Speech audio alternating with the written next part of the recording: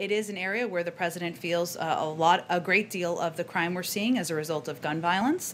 You can expect he'll speak to that and his commitment to continuing to address gun violence and gun safety in the country. That is White House Press Secretary Jen Psaki blaming the recent crime wave across the country on guns and gun violence. President Biden expected to make the same case when he delivers remarks addressing the recent spike in crime in a speech at the White House later today. Here to react, we welcome in James Craig, former Detroit police chief. Chief Craig, thank you for coming on today. This is an important conversation that we've been following on this network, and I know an issue that you take near and dear to your heart. I want to start by showing off some statistics with you and our viewers here. Again, this is right here in New York City. Overall, crime up 20%, shootings up 73%. That's not the only issue, though. Robbery up 46%, grand larceny 35%, felony assault 20%. Chief Craig, is this just a gun problem? Well, in New York, it's not just a gun problem, but let's face it, when you talk about homicides and shootings, and I know here in Detroit, the majority of them are committed by criminals with guns. I think what's flawed in this approach, if the president's going to come out with this anti-crime strategy, do not focus on the gun. Focus on the criminal.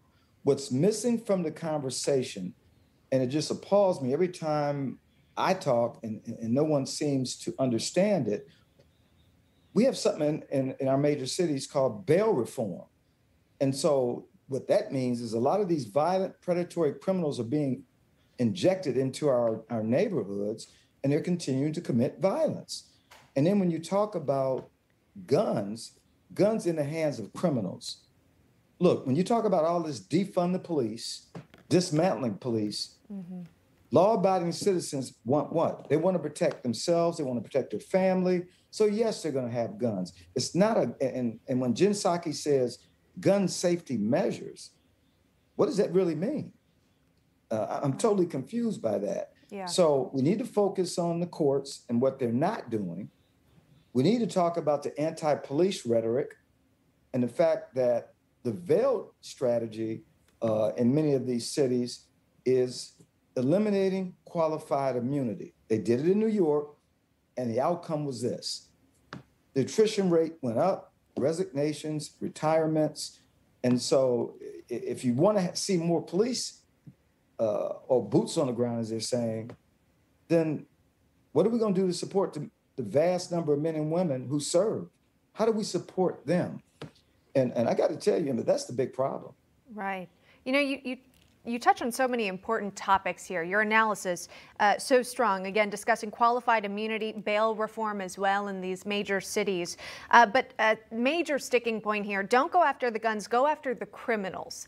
And for more on this topic, I want to welcome into the conversation Justin Nazaroff, owner of Phoenix Ammunition, based in Michigan as well. Justin, we've spoken before about honestly, the rise in people who want to buy guns and become legal gun owners.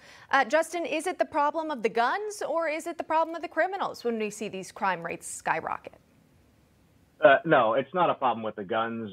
And we know this because violent crime has been on a decline since the early 90s.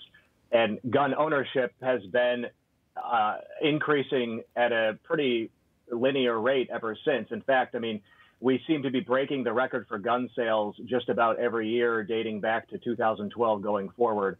So, as always, the leftists get the cause and effect wrong. They see people buying guns and they say, well, that must be the reason that violent crime is on the rise. But it's the exact opposite, especially in 2020.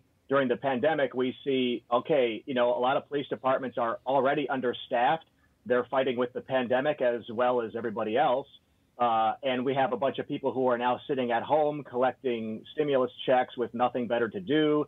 They see people throwing bricks at police officers, lighting small businesses on fire. So what are they going to do? They're going to defend themselves, and they're going to prepare to do that by purchasing firearms. So the funny thing is, a lot of the people who bought a gun in 2020 are actually Democrats, people that have never owned guns before. So if Jen Psaki wants to stand up there and say that the rise in violent crime is the result of people buying guns during the pandemic, what she's admitting is that it's actually Democrat gun owners who are causing this crime. Now, I don't believe that. I think that's completely false. But if she wants to try to tie gun ownership to crime, then that's the inevitable conclusion that we have to reach. Well, regardless of political affiliation of people purchasing these guns, they're doing so legally. Chief Craig, is there a difference between the people who we see purchase legal guns and the people who are committing crimes? Where are they getting these weapons? Well, let me just say this, and I agree with everything Justin had to say. First of all, gun regulations, gun laws don't affect criminals. They will always get the gun, always. They don't follow the law. You know, here in Detroit, we have something very unique, and I've had a great opportunity to attend a number of concealed pistol license classes of all women. Do you know there are more African American women in Detroit who are gun owners, CPL, and you know why? They want to be safe. They want to protect their families. Criminals are getting the guns illegally, and that's what we need to focus on, criminals with gun. And something Justin touched on, when you look at the criminals today, they're emboldened, they're incentivized to commit crimes. It's appalling when you look at what's going on in New York, when now I guess to go in and loot, it's not a crime. You got other cities that are suggesting and directing that police officers not even make traffic stops. Do you know how many guns here in Detroit we get from traffic stops? I'm talking about criminals carrying guns in cars. And how many shootings or murders are we preventing because of that effort? So yeah. I'm just concerned that today's strategy is just not, it's going to fall short. Because here's the other elephant in the room that we need to address.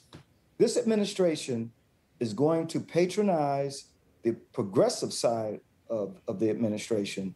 And the progressive side wants what? Defund, dismantle policing. No support for police. Even as recent as yesterday, someone made a comment, and I think they were part of Obama's task force on law enforcement, made a comment suggesting that the reason why there's violent crime today is because of the police. Yeah.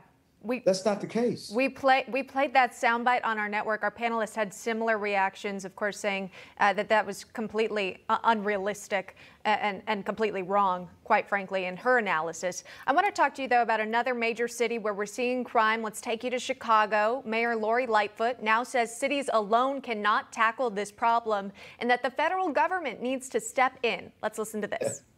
Cities individually cannot tackle this problem on its own. We just cannot. In Chicago, we've done absolutely everything possible. And we need help from the federal government because this is a national problem. Chief Craig, your thoughts on that? Should the federal government get involved? First of all, hypocrisy. Last year, under a former administration, the federal government wanted to come in and provide support, just like they did here in Detroit. She rejected it. Magically now, she wants support from the federal government. She has 12,000, maybe 13,000 police officers. Support your men and women who do the job.